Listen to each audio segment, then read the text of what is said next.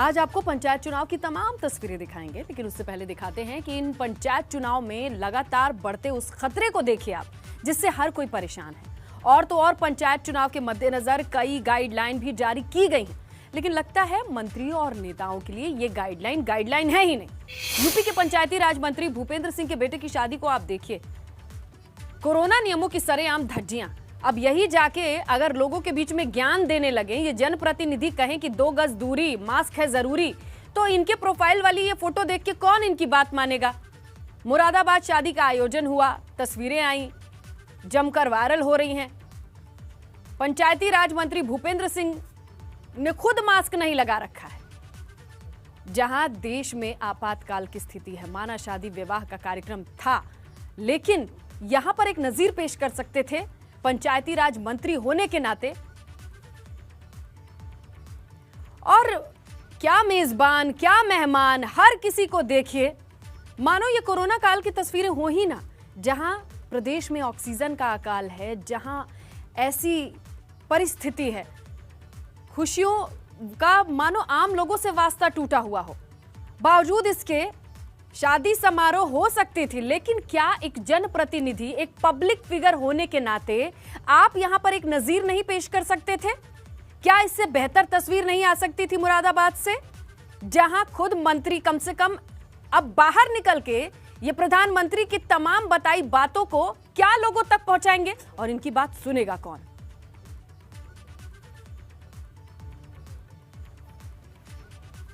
तो खुद पंचायती राज मंत्री के बेटे की शादी में जहां कोविड प्रोटोकॉल को खूंटी पर टांग दिया गया, वहीं दूसरी तरफ पीलीभीत में पंचायत चुनाव में प्रचार के दौरान भाजपा विधायक ने सारे नियमों की धज्जियां उड़ा दी।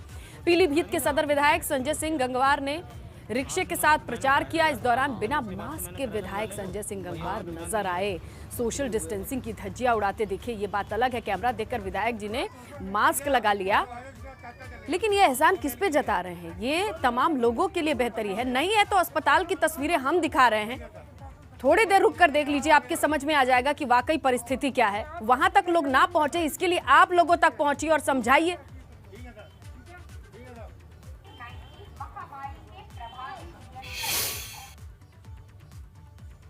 तो कोरोना के आंकड़े बदस्तूर बढ़ रहे हैं। पंचायत चुनाव के 2 चरण पूरे हो चुके हैं। पुलिस प्रशासन पूरी तरह से सक्रिय होने के दावे कर रही है। किसी भी कीमत पर प्रोटोकॉल का उल्लंघन नहीं होगा, ये बात कही जा रही है। लेकिन जब पंचायती राज मंत्री के बेटे की शादी में ही कोविड प्रोटोकॉल का मजाक बन जाता है, तब विधायक पंचायत चुनाव में प्रचार के दौरान लोगों को ये ज्ञान देते हैं कि आप फॉलो कीजिए सारे नियम को और धज्जियां उड़ा दें। अब प्रशासन इस पर क्या सवाल करेगा, ये प्रशासन जाने।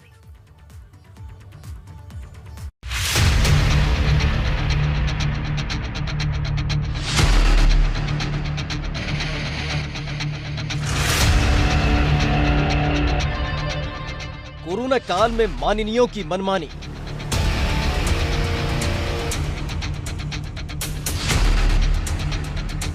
मंत्री के बेटे की शादी में हवा हुआ प्रोटोकॉल,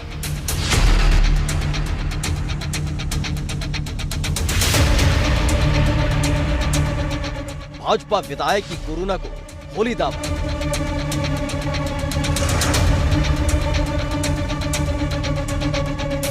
प्रदेश के पंचायती राज मंत्री के बेटे की शादी की तस्वीरों को अगर कोरोना भी देख ले तो शर्मिंदगी से मर जाएगा। उसे एहसास हो जाएगा कि जहां वो एक तरफ इतने लोगों की जान ले रहा है, तो वहीं कुछ ऐसे भी बेशर्म हैं जिन्हें उसके खौफ की कोई फिक्र नहीं। जिस वक्त हर तरफ मौत का मातम पसरा है, ऐसे समय में कोविड-19 प्रोटोकॉल की धज्जियां उड़ाने वाले अकेले प्रदेश के पंचायती राज मंत्री नहीं है, दूसरे भाजपा नेता भी शामिल हैं। पीलीभीत के माननीय विधायक के सिर पर चुनाव प्रचार का ऐसा भूत सवार है कि अपने लाव लश्कर के साथ भीड़ इकट्ठी और निकल पड़े लोगों को मौत बांटने।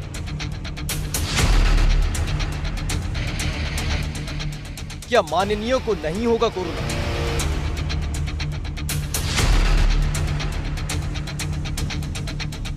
क्या माननीयों के लिए कोरोना प्रोटोकॉल नहीं? ये सवाल आपके सामने मौजूद इन 2 तस्वीरों को लेकर है, जिसमें से एक तस्वीर प्रदेश के माननीय मंत्री के बेटे की शादी की, तो दूसरी तस्वीर पीलीभीत के एक विधायक की है, जिनके सिर पर चुनाव प्रचार का ऐसा भूत सवार दिखा कि खुद के साथ ही सैकड़ों लोगों की जिंदगियों को खतरे में डाल दिया। कोरोना से पूरे देश के हालात ऐसे हैं कि खुद बदकिस्मती भी हालातों पर रो रही है। शमशान घाटों पर जलती लाशें अपने साथ हर एहसास जला रही हैं, लेकिन कुछ लोगों के अंदर की शर्म भी शायद इस कोरोना जैसी संवेदनहीन हो चुकी है, जिन्हें ना तो ये पता है कि ये हालात ऐसे नहीं कि जश्न मनाया जाए, और शायद इस बात का एहसास नहीं कि प्रदेश में कोरोना को लेकर प्रोटोकॉल भी जारी है। मुरादाबाद में पंचायती राज मंत्री के बेटे की शादी के जश्न की तस्वीरें सामने आई हैं, जिसमें कोरोना के खिलाफ जंग के हर नियम की धज्जियां उड़ाई गई है। न सोशल डिस्टेंसिंग रखी गई, न लोगों ने मास्क पहने। खुद पंचायती राज मंत्री भूपेंद्र सिंह प्रोटोकॉल का पालन करते नहीं दिखे। शादी में जिले के बड़े बड़े अधिकारी भी पहुंचे, लेकिन कोरोना की दहशत कहीं नहीं दिखी और न ही दिखे प्रोटोकॉल।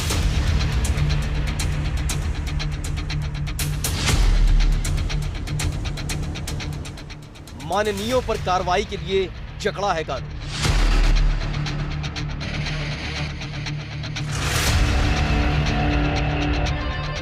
वोट बटोरने निकले विधायक ने बांटी मौत।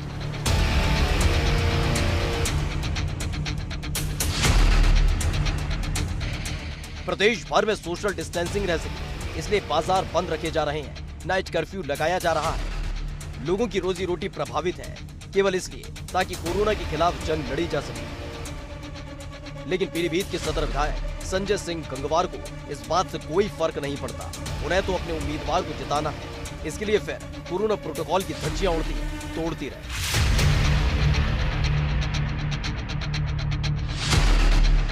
अपने कई बाउंसर और समर्थकों के साथ झुंड बनाकर सदर विधायक प्रचार करने निकल पड़े।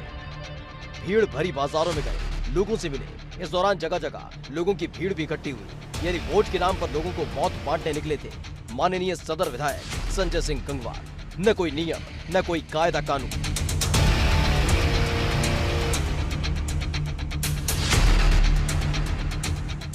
मंत्री और विधायक जानते हैं कि सत्ता उनके कंधों पर बैठी है, कानून उनके घर के आंगन में खेल रहा है। फिर भला वो कौन होगा जो उन पर कार्रवाई करेगा? और ऐसा सोचना गलत भी तो नहीं, क्योंकि अभी तक कोरोना प्रोटोकॉल तोड़ने पर एक भी माननीय के खिलाफ कार्रवाई नहीं हुई। Bureau report, ABP Ganga.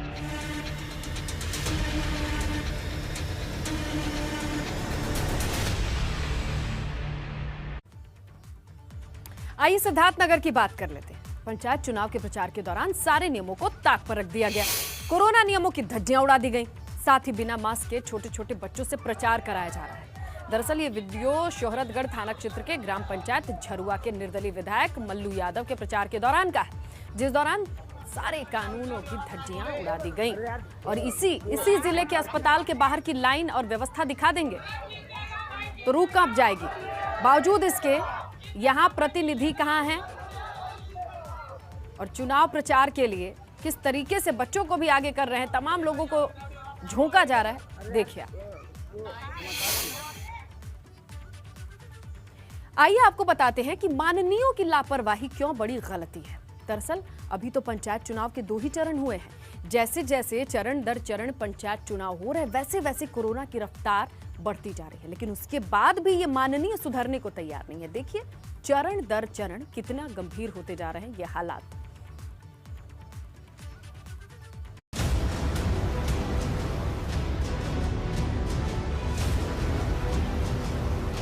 ये तस्वीरें किसी शादी समारोह या फिर पारिवारिक उत्सव की नहीं है, बल्कि लोकतंत्र के उत्सव की है, जहां चुनाव की प्रक्रिया में सारे नियमों को खूंटी पर टांग दिया गया।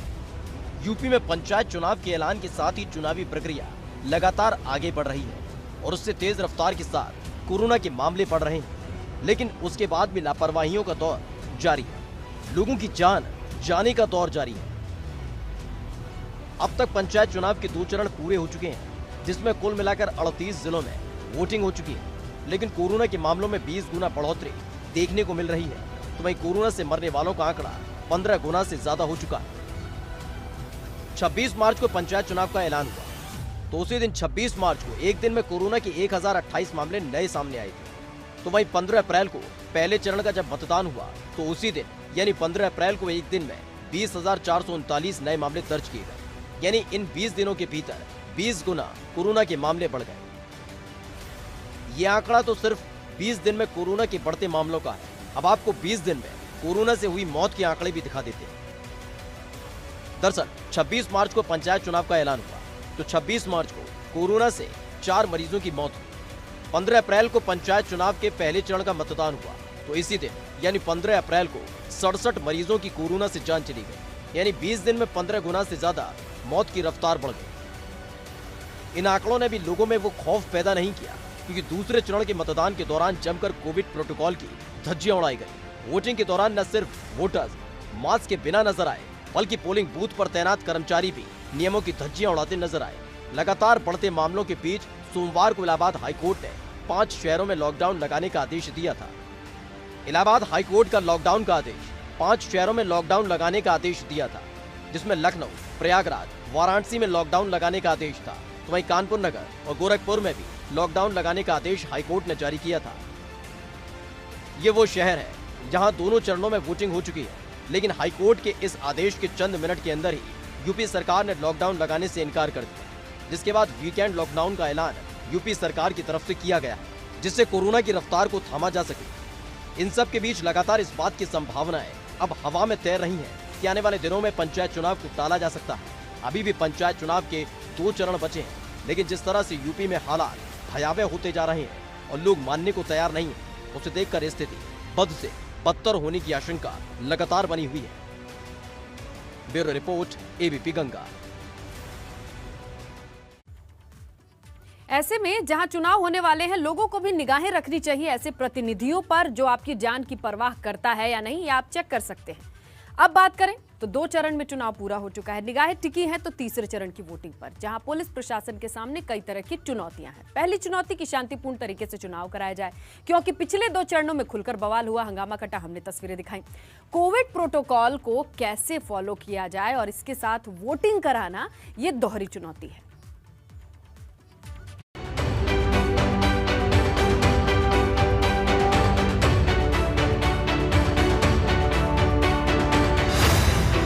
तीसरे चरण का रण तैयार।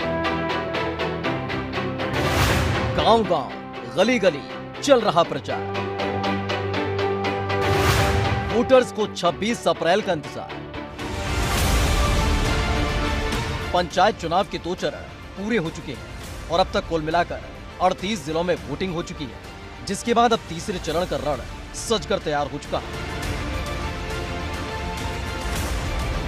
पंचायत चुनाव के 4 पदों के लिए 26 अप्रैल को 20 जिलों में वोटिंग होगी, जिसमें 20 जिलों के वोटर्स गांव की सरकार चुनेंगे।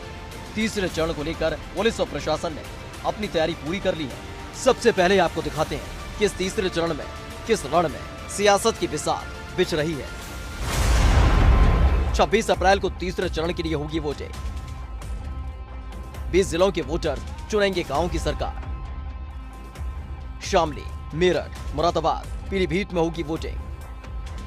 खासगंज, फिरोजाबाद, औरैया में होगी वोटिंग। कानपुर देहात, जालौन, हमीरपुर में होगी वोटिंग। फतेहपुर, उन्नाव, अमेठी और बाराबंकी में होगी वोटिंग। इसके साथ ही बलरामपुर, सिद्धार्थनगर, देवरिया में भी वोटिंग होगी। चंदौली, मिर्जापुर और बलिया में भी तीसरे चरण में ही वोटिंग होगी। ये वो 20 जिले हैं जहां तीसरे चरण में वोटिंग होगी, और इस दौरान पुलिस और प्रशासन की तरफ से तैयारियां तेज कर दी गई हैं, क्योंकि अब तक 2 चरण के जो चुनाव हुए हैं वहां जमकर हंगामा और बवाल हो चुका है। पोलिंग बूथ पर जमकर मारपीट और साथ ही बैलेट बॉक्स की लूट से लेकर बैलेट पेपर फाड़ने की घटना भी सामने आ चुकी है। इन सब के बीच तीसरे चरण की वोटिंग कराना पुलिस और प्रशासन के लिए बड़ी चुनौती होगी। तीसरे चरण में जिन 20 सीटों पर वोटिंग होने जा रही है, उसमें 4 पदों के लिए वोटिंग होगी। जिला पंचायत के 746 वार्ड के लिए होगी वोटिंग। क्षेत्र पंचायत के 16,801 वार्ड के लिए होगी वोटिंग। 14,379 ग्राम प्रधान पद के लिए वोटिंग होगी। इसके साथ ही 1,80,473 ग्राम पंचायत सदस्य पद के लिए भी वोटिंग होगी। फिलहाल प्रशासन के लिए सबसे बड़ी चुनौती है कि चुनाव को निष्पक्ष और शांतिपूर्ण ढंग से करवाए। तो वहीं कोरोना की बढ़ती रफ्तार के बीच कोविड प्रोटोकॉल का पालन कराना भी प्रशासन के लिए बड़ी चुनौती होगी। Bureau report, ABP Ganga. अगले चरण में जब वोटिंग होगी तो 38 जिलों में वोटिंग हो चुकी है और तीसरे चरण की बात करेंगे तो 26 अप्रैल को होगी, जिसे लेकर लगातार तैयारियां चल रही हैं। प्रत्याशी लगातार प्रचार में जुटे हैं। आइए ग्राफिक्स के जरिए बता दें कि कहां-कहां वोटिंग होनी है तीसरे चरण को। 26 अप्रैल को तीसरे चरण में 20 जिले आते हैं जहां वोटिंग होनी है, जिसमें शामली, मेरठ, मुरादाबाद, पीलीभीत, कासगंज, फिरोजाबाद, औरैया, कानपुर देहात, जालौन, हमीरपुर, फतेहपुर, उन्नाव, अमेठी, बाराबंकी, बलरामपुर, सिद्धार्थनगर, देवरिया, चंदौली, मिर्जापुर और बलिया जैसे जिले चुनाव में शामिल हैं। 20 जिला पंचायतों के 776 वार्डों में 16,801 क्षेत्र पंचायत वार्ड, 14,379 ग्राम प्रधान और 1,80,473 ग्राम पंचायत वार्ड सदस्यों के लिए चुनाव होने हैं।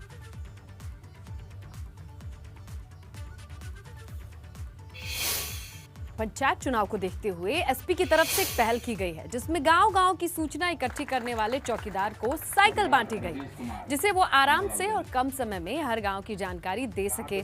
इस दौरान बस्ती के एसपी आशीष श्रीवास्तव ने जिले के 321 चौकीदारों और ग्राम प्रहरियों को साइकिल बांटी। आपको बता दें कि बस्ती में चौथे चरण में यानी 29 अप्रैल को वोटिंग होनी है, उससे पहले ये अच्छी पहल है।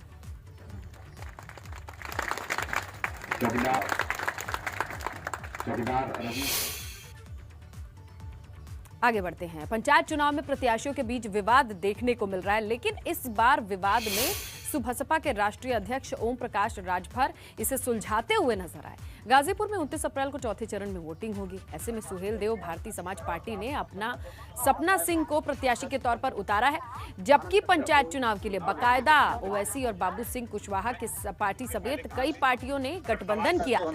जन भागीदारी मोर्चा के तहत प्रत्याशी उतरे थे। वहीं गाजीपुर के सैदपुर प्रथम से जन भागीदारी मोर्चा ने आनंद कश्यप को मैदान में उतारा। इस दौरान जब ओम प्रकाश राजभर अपनी पार्टी के प्रत्याशी सपना सिंह के पक्ष में मतदान करने के लिए पहुंचे तो जन भागीदारी मोर्चा के प्रत्याशी आनंद कश्यप ने ओम प्रकाश राजभर से सवाल जवाब शुरू कर दिया। इस दौरान ओम प्रकाश राजभर मामले को टालते नजर आए। 3 तरह की मदद होती है पार्टियों में, समझ में आ रहा है? आप कितना मदद किए हो मोर्चे में? हम 18 साल से घूमते हैं।